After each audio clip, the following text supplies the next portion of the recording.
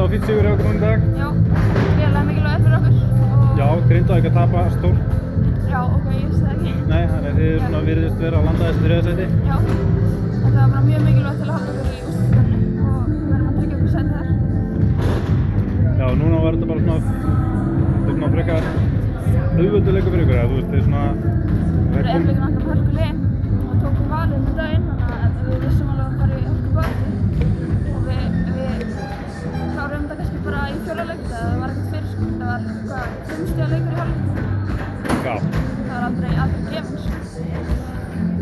Nei, en það er svona, það komið samt aldrei svona nær, þá tóku sig að það aðeins verið fram úr, þannig... Það var ræðan hjá Ívarinn Klefa bara að gefa í. Algjörlega.